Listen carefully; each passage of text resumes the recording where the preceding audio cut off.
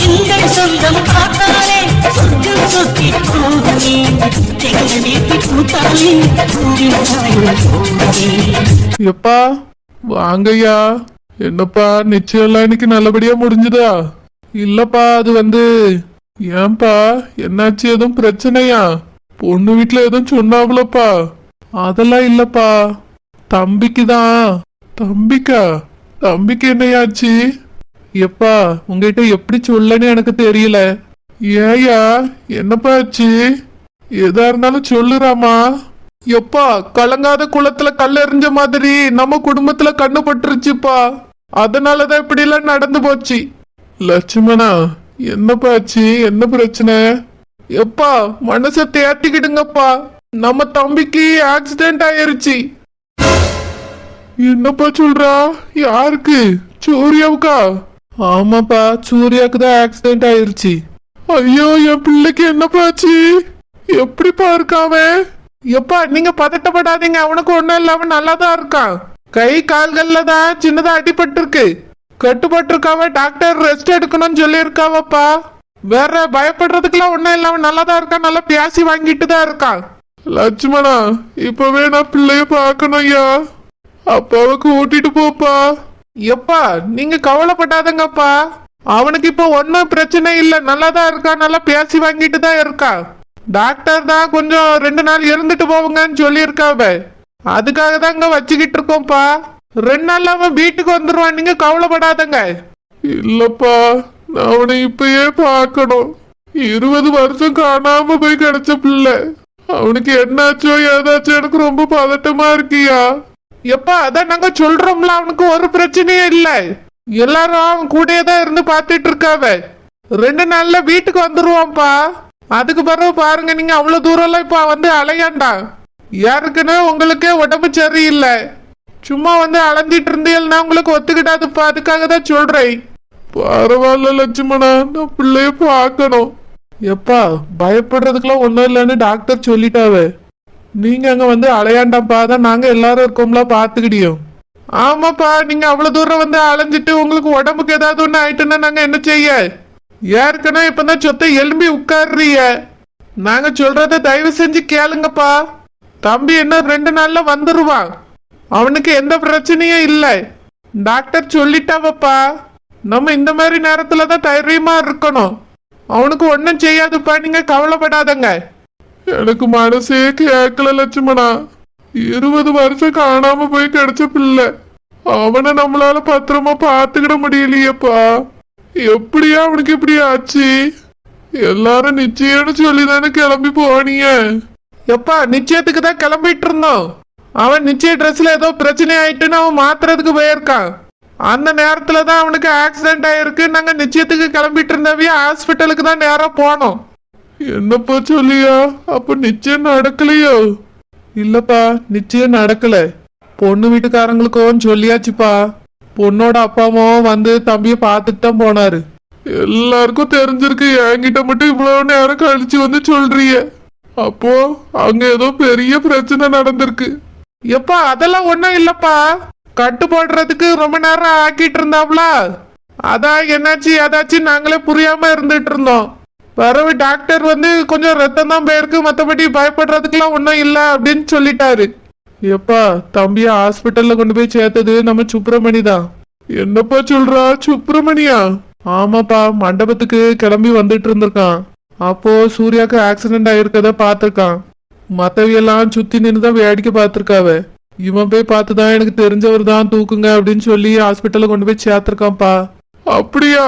அப்போ அடிபட்டு ரொம்ப நேரம் கழிச்சுதான் பார்த்தாவளையா? பிள்ளைக்கு ரொம்ப ரத்தமே இருக்குமையா, அவன் இப்ப எப்படியா இருக்கான்? எப்ப அதான் சொல்றோம்ல, அவன் நல்லாதான் இருக்கான், நல்லா பியாசிக்கிட்டு தான் இருக்கான்.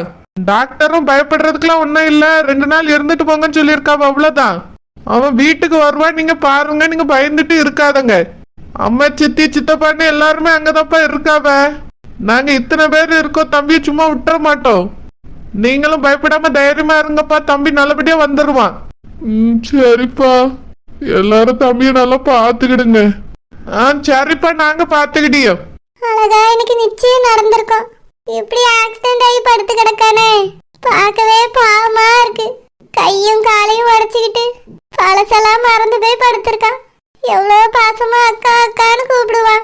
ஏற்கனவே 20 வருஷம் காணாம போய் கிடைச்ச பையன் இப்ப பழசையும் மறந்துட்டான். என் தம்பிக்கு மட்டும் வாழ்க்கையில எவ்வளவு கஷ்டம் இருந்தாலும் இவ்வளவு கஷ்டத்தை அவனுக்கு கொடுக்க கூடாது. கடவுள் ஏன்னா இவ்வளவு கஷ்டத்தை தராரோ அவனுக்கு. செல்லா குட்டி, ஏன்டா சேடா இருக்க? அட போங்கங்க, தம்பிக்கு இப்படி ஆயிப்போச்சேன்னு நான் வேதனையில இருக்கேன். நீங்க வேற செல்ல குட்டி அந்த குட்டின்னு கொஞ்சிட்டு கிடக்குறீங்க.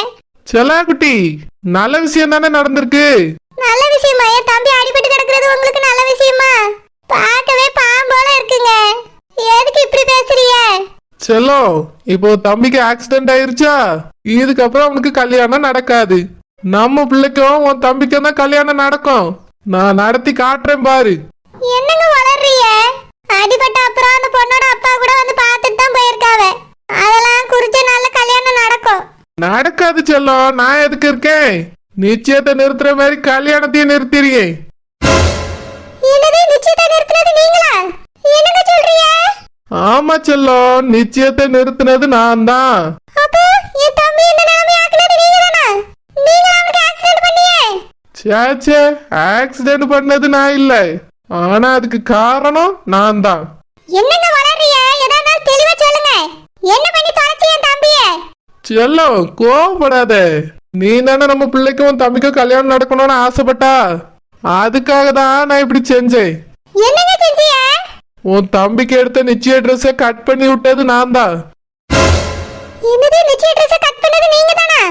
அட பாவி மனுஷா, அத மாத்த போய் தானே என் தம்பிக்கு ஆக்சிடென்ட் ஆச்சு. ஆமா செல்லம், ஆக்சிடென்ட்டுக்கும் எனக்கும் சம்பந்தம் இல்ல. நான் சட்டையை மட்டும்தான் கிழிச்சு விட்டேன்.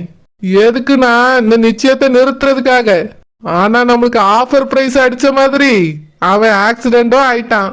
இப்போ பாலசியும் மறந்துட்டான். யோ, நல்லா இருப்பியா நீரு? எதுக்கு இப்படி பண்ணீரு? நம்ம பிள்ளைய என் தம்பிக்கு கட்டி கொடுக்கலாம்னு ஆசைப்பட்டேன். ஆனா அவனுக்கு இப்படி நடக்கும்னு நான் நினைப்பனா? ஏற்கனவே என் தம்பி இத்தனை வருஷம் கழிச்சு கிடைச்சிருக்கான். அவன் வாழ்க்கையில இப்படி மண்ணலி பட்டியலே. செல்லம், அவனுக்கு என்ன ஆச்சு? நல்லா தானே இருக்கான். பழசு மட்டும்தானே மறந்துருக்கு. அதை ஞாபகம் வச்சு அவன் என்ன பண்ண போறான்? புதுசா எல்லாத்தையும் மாத்துவோம். புதுசுல நம்ம பிள்ளைய அவனுக்கு கட்டி வைப்போம். எப்படியா கட்டி வைப்பீரு? எங்க அப்பா அம்மா இதுக்குள்ள சம்மதிப்பாங்களோ? நம்ம பிள்ளை இன்னும் படிச்சே முடிக்கல.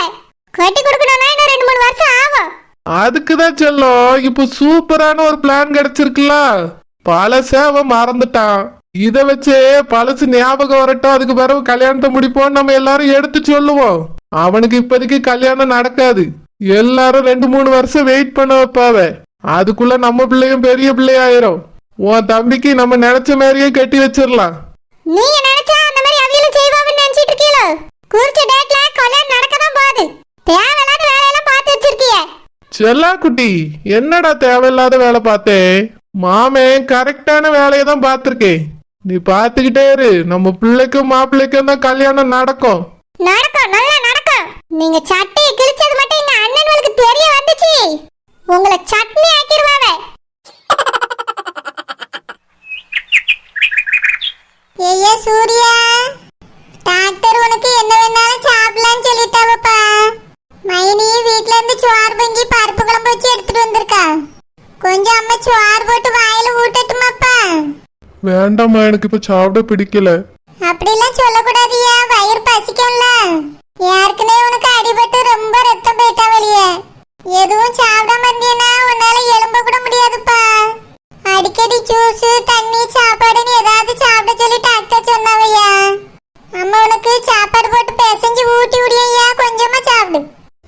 சரிங்கம்மா. பத்திராளி ஒரு தட்டுல சாப்பாடு போட்டு கொஞ்சம் எடுத்துட்டு வாரியா, நானே அவனுக்கு ஊட்டி விடியேன். சரிக்கா. ஐயா, உங்க அண்ணி தான் சமைச்சு எடுத்துட்டு வந்திருக்காவ. பருப்பு குழம்பு வச்சா ரொம்ப ருசியா இருக்கும்பா. நீயும் வீட்டுல இருக்கும்போது உங்க மைனிகாரி பருப்பு குழம்பு வச்சு தந்தா விரும்பி சாப்பிடுவையா. அதனாலதான் பருப்பு குழம்பு வச்சு அவ எடுத்துட்டு வந்திருக்கா. சாப்பிட்டு பாரியா, உனக்கு ஏதோ ஞாபகம் வருதான்னு யோசி. சரிங்கம்மா. அம்மா, அஸ்வின் ஒருத்தர் வந்தாருமா. அவரு எனக்கு ஃப்ரெண்டா. ஆமையா, அந்த பையன் உன் சிநேகிதன் தானே. வரும்போது அவன் கூட தான் வந்தான். என்னம்மா சொல்றீங்க? நான் வரும்போதா? ஆமையா, அது ஒரு பெரிய கதை. நான் உனக்கு பிறகு சொல்லி. அந்த பையன் உன்னோட சின்ன வயசு சிநேகிதையா. அவன் உனக்கு இப்படி ஆயிட்டுனே ரொம்ப வருத்தப்பட்டுக்கிட்டு இருக்கான். ஆமாம்மா, என்கிட்டயே வந்து வருத்தப்பட்டுட்டு தான் போனாரு. பார்க்க ரொம்ப கஷ்டமா இருந்துச்சுமா. அவன் உன் ஃப்ரெண்டு தான் ஐயா, அவன்கிட்ட நல்லா பேசுனே. சரிங்கம்மா. ஏக்கா, என்னங்க பிள்ளைக்கு அள்ளி கொடுங்க. தாபத்ராளி. ஐயா சூர்யா சாப்பிடுறியா ஐயா? சரிங்கம்மா.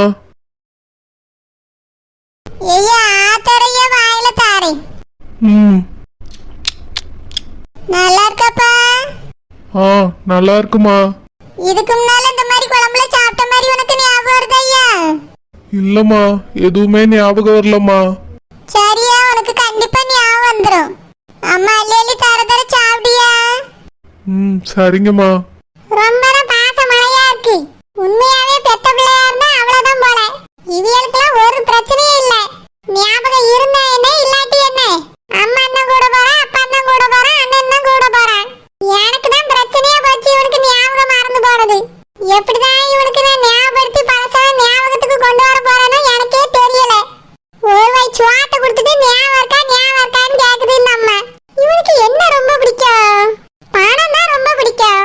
அதை காட்டிதான் ஞாபகம் இருக்கான்னு கேட்கணும். சுவாட்டை ஊட்டி கேட்டதுக்கு இது பணத்தை ஊட்டி கேட்டிருக்கலாம்.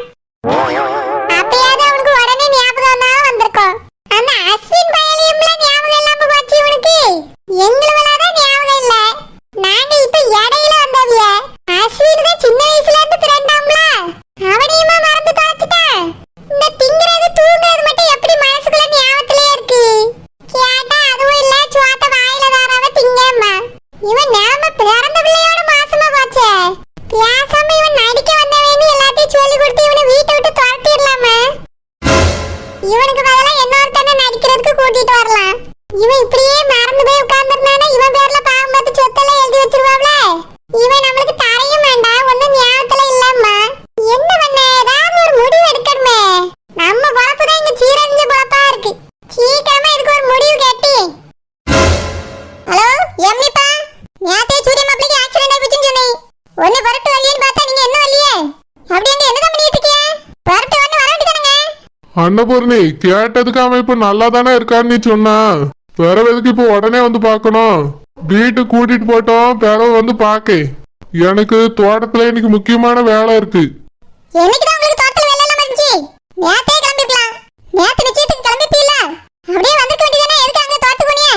எதுல நழுவுதுன்னு பார்க்க வேண்டியது ஓடிட வேண்டியது தோட்டத்துக்கு. ஏங்க இப்படி பண்றீங்க? ஏன் பிள்ளைங்க கூட்டிட்டு நேத்தே வந்திருக்கலாம். இந்த மாதிரி நேரத்துல தான் கூட இருக்கணும். நீங்க எங்க ஓடலான்னு ஒழிச்சுக்கிட்டே அப்படியே. எங்க அண்ணன் என்ன நினைப்பாரு, எங்க மைனி என்ன நினைப்பாவே? வாங்கங்க, உடனே கிளம்பி வாங்க. இப்பதான் 4 சொந்தங்கள் கூட இருக்கணும். நம்ம என்ன தூரத்து சொந்தமா? உரிமையான சொந்தம். இந்த நேரத்துல எங்களுக்கு ஆறுதல் சொல்லிட்டு ஒண்ணு மண்ணமா கலந்து கிடக்கணும். அப்பதானே அவங்களுக்கு நம்ம மேல ஒரு நல்ல அபிப்பிராயம் வரும். நீயும் பிள்ளையும் அங்கதானே இருக்கீங்க. நீங்க அங்க இருந்தா போதாதா? இப்ப நாங்களும் உடனே கிளம்பி வரணுமாக்கோ? அதுவும் வயசு பிள்ளைய கூட்டிட்டு ஹாஸ்பிட்டலுக்கு எதுக்கு வரணும்? வீட்டுக்கு கூட்டிட்டு போட்டோம், அதுக்கு பிறகு வந்து நான் விசாரிச்சுக்கிட்டேன். ஏங்க, எங்க அண்ணன் வீட்ல என்னங்க நினைப்பாவே? உடனே கிளம்பி வாங்க, ஏம்னி கூட்டிட்டு. என்ன வேணாலும் நினைக்கிட்டு அன்னபூர்ணி, அதை நான் பிறவு பாத்துக்கிட்டேன். அவகிட்ட என்ன பேசணும் என்ன சொல்லணும்னு எனக்கு தெரியும். இப்போ உடனே ஓடி வந்து ஹாஸ்பிட்டல்ல அவனை பார்த்துட்டா மட்டும் அவனுக்கு சரியாயிருமோ? டாக்டர் நல்லா பாத்துக்கிட்டாலே போதும். அதான் இத்தனை பேர் இருக்கையெல்லாம் பாத்துக்கிடுங்க. வீட்டுக்கு என்னைக்கு கூட்டு போறான்னு சொல்லி அன்னைக்கு வந்து நான் பாக்கேன். பிள்ளைட்டையும் நான் கேட்டு பார்த்துட்டேன், அவ்வளவு வரமாட்டேங்க. 2 பேர்த்துக்கு அங்க வர்றதுக்கு இஷ்டம் இல்ல. மீன் தான் இருக்கல, நல்லபடியா பாத்துக்க. ஆனா ஒண்ணு, நாங்க வந்து அவனை பார்க்க வரும்போது நீ எங்க கூட கிளம்பி வந்துடணும். மறுபடியும் நான் அங்கதான் இருப்பேன்னு அடம் பிடிச்சிட்டு இருக்க கூடாது. காரியமே கெட்டு போச்சு. இவ்வளவு நாள் பாடுபட்டுட்டு இருக்கு. நீங்க பாட்டுக்கு வந்துன்னா என்ன அர்த்தம்? அதெல்லாம் உடனே வர முடியாது, எனக்கு இங்க நிறைய வேலை இருக்கு. உனக்கு அங்க அப்படி என்ன வேலை இருக்கு? நீ தான் அங்க எல்லாருக்கும் சமைச்சு போட்டுட்டு கிடக்குறியோ? அந்த வீட்டுக்கு 1க்கு 3 வருமானம் வந்தாச்சு. அதுக்கு பிறகு நீ தான் எல்லா வேலையும் செஞ்சுட்டு இருக்கியோ? அது இல்லங்க, இது வேற வேலை. இதெல்லாம் உங்களுக்கு சொன்னாலும் புரியாது. அன்னபூர்ணி, எந்த வேலையா இருந்தாலும் சரி, நான் வந்து கூப்பிடும் போது என் கூட நீ வந்தே ஆகணும்னு சொல்லிட்டேன். ஏங்க, இப்போ உங்களுக்கு என்ன பிரச்சனை? அதான் நம்ம பிள்ளை உங்களை நல்லா பாத்துக்கிட்டே. இப்போ உடனே நாங்க வந்து என்ன பண்ண போறீங்க? சூர்யாக்கு அடிபட்டாவே ஹாஸ்பிட்டல் முடியாம இருக்கா. எங்க அண்ணன் வீட்ல எல்லாரும் மனசு வருத்தத்துல இருக்காவே. நான் கொஞ்சம் இங்க பக்கத்துல இருந்தாலும் எல்லாரும் சாப்பிட வச்சு வாங்கி எல்லாம் பாத்துக்கிடுவேன். அவங்களுக்கு என் மேல ஒரு நல்ல அபிப்பிராயம் வரும். அன்னபூர்ணி, இதுக்கு மேல நல்ல அபிப்பிராயம் வந்து என்னத்துக்கு? அதையெல்லாம் முடிஞ்சிட்டுல. எதுக்கு நீ தேவையில்லாததெல்லாம் பேசிட்டு இருக்கா? ஒழுங்கா கிளம்பி வர வேலையை பாரு. ஏங்க, உங்களுக்கு சொன்னாலும் புரியாது, யோசிக்கவும் முடியாது. நான் சொல்றதை நீங்க கேளுங்க. வரும்போது கண்டிப்பா நம்ம பிள்ளை கூட்டிட்டு வாங்க. பிள்ளை எதுக்கு அன்னபூர்ணி? அவளே அங்க வரதுக்கு விருப்பம் இல்லைன்னு சொல்லிட்டு இருக்கா. விருப்பம் இல்லைன்னு சொல்ற பிள்ளைய கூட்டிட்டு வர முடியுமோ? இங்க பாருங்க யாமினிப்பா, எங்க அண்ணன் மகன் சூர்யாவுக்கு தலையில அடிபட்டு எல்லாம் மறந்து போச்சு. டாக்டர் எல்லாரும் வந்து அவனுக்கு ஞாபகப்படுத்துங்க. இங்க எல்லாரும் அவனுக்கு ஞாபகப்படுத்தி பார்த்துட்டு இருக்காவ. என்ன எதுவும் ஞாபகம் வந்து பாடல. அதனால தான் நம்ம பிள்ளையும் கூட்டிட்டு வாங்க. அவளை பார்த்தாலே அவருக்கு ஏதாவது ஞாபகம் தானே பாப்பாங்க. சொன்னா கேளுங்க, அவளை கூட்டிட்டு வாங்க. நம்ம பிள்ளைய பார்த்தா மட்டும் அவங்களுக்கு உடனே ஞாபகம் வந்துருமாக்கோ? பெத்தவியலை பார்த்தே ஞாபகம் வரலன்னு சொல்லியா? நம்ம பிள்ளைய பார்த்தா மட்டும் வந்துருமா? அதெல்லாம் வந்துரும்னு எனக்கு நம்பிக்கை இருக்கு.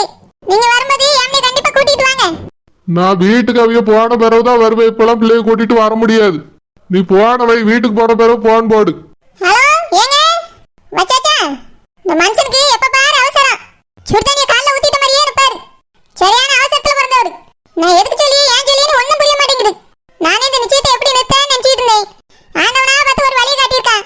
நல்லபடியா நிச்சயமா நின்று போச்சு. அவனுக்கு எல்லாம் மறந்து போச்சு. இந்த வாய்ப்பை பயன்படுத்திக்கலான்னு பார்த்தா முடியாதுங்காரு. அவர் முடியாதுன்னா நான் விட்டுருவேனா? நான் இங்க வந்தது இருக்கு, அந்த காரியம் நல்லபடியா நடந்துட்டே இருக்கு. நான் நினைச்ச மாதிரியே கல்யாணமா நடக்க போகுது. இவர் என்னடான்னு தோட்டம் வேலை நிக்கிட்டு அங்கேயே கிடப்பாராம். சரி சரி வரட்டும், பிள்ளை பிடிச்சி வச்சுட்டு